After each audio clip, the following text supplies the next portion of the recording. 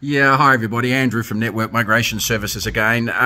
Clearly, from our perspective, as a licensed agency, we got a few panicked clients at the moment, especially when it comes to New Zealand, regarding, of course, the announcements over the weekend by the current Minister of Immigration, the Right Honourable Erica Stanford. I just wanted to say, guys, please don't panic, okay? Clearly, if you're using an agent, your agent should already be on top of it. We're emailing all of our clients that the proposed changes or the changes does actually affect. So you'll get a personalised email on that if you're one of Network Migration's clients.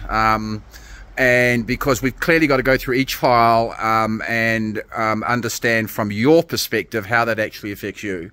So if you're a client of mine, please just give us a day, 24, 48 hours. We are going through them as a team as we speak, and we should have responses to you within the next 24 to 48 hours at the latest. Secondly, if you're not a client, again, I wouldn't panic too much. There are a few things on there that are slightly concerning, especially with the announcement that some of the occupations that were going to go to Green List Tier 2 are now not going to be on Green List Tier 2.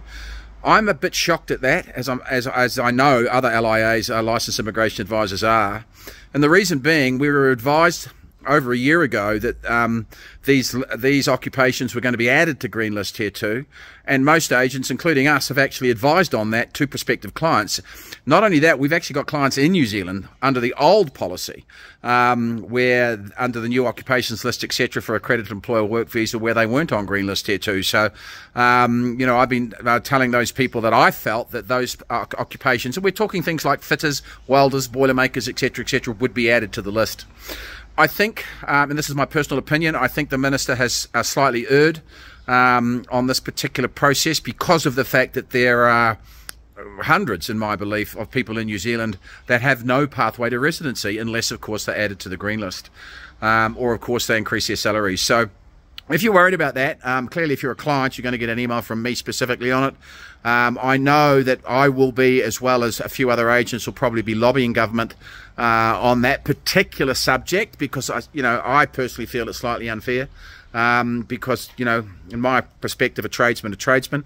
I do understand why it's being done, because there has been a lot of migrant exploitation by certain industries and certain companies in New Zealand. Well, I'm very proud to say that we're not involved with those types of companies. In fact, never have been, never will be. So just, you know, watch this space. You can still get in, you'll still get your work visas, etc. But we may have to discuss other options. If you were going to go on Green List Tier 2 and you're not anymore, we may have to discuss other options in the next month or two for you. But please try not to panic too much. You know, I know why you would be, especially if you're sitting in New Zealand at the moment. It could be a concern. But I do believe that we'll be able to sort this out in the next month or three. Secondly, most of you panicked. We're getting phone calls and emails overnight regarding having to sit the English test. That really only affects occupational skill level 4s and below, 4s and 5s and below. And they are generally lower skilled occupations anyway, or the requirements are lower skilled. So we don't do a lot of ANSCO skill level 4s and 5s. We've got a few, but not many. And I think what INZ is trying to do, of course, especially with making English compulsory for them, is a lot of those types of visas were being issued to candidates and immigrants which struggle with English. And of course, yeah, let's be frank, if you're going to go to an English-speaking country and you're struggling with English, well, it's going to be very difficult to communicate, etc., etc.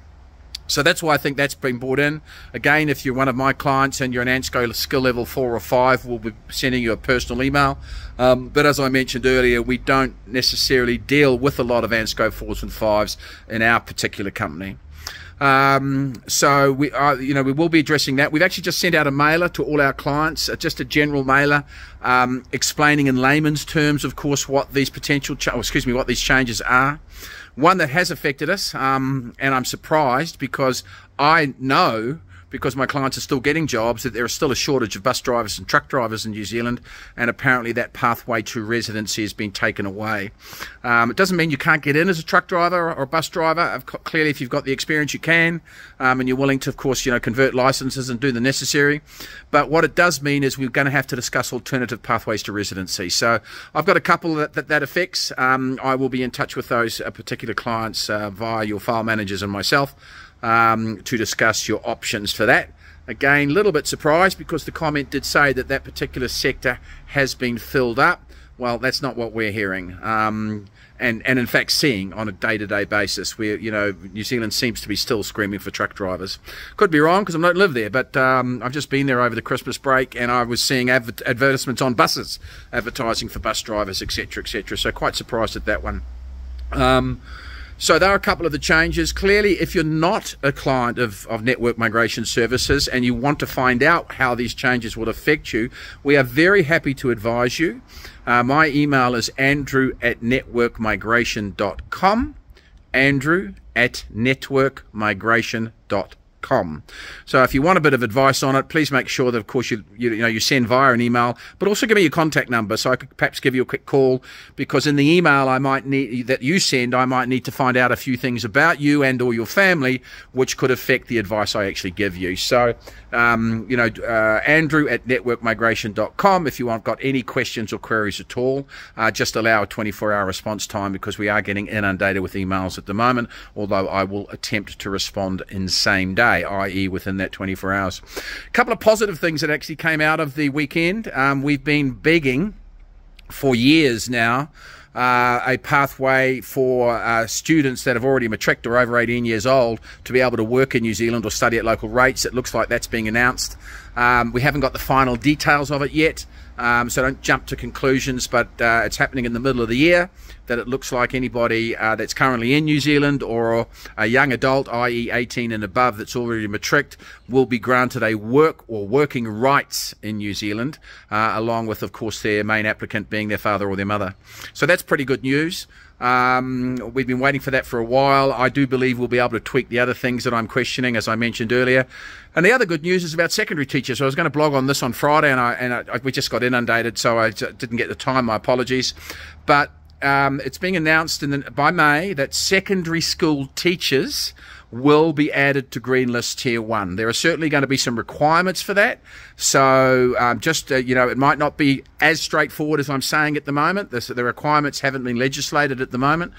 So we will be waiting for a legislative instrument before we, of course, officially notify our clients and the general public regarding secondary school teachers. Remember, secondary school teachers at the moment. Okay, so that's a bit of a summary. I haven't gone through. I could read you 2 or 3 pages that we've designed and etc. If you want that type of information, just drop us an email at andrew@networkmigration.com and we can forward you the proposed and, of course, announced changes that happened this weekend.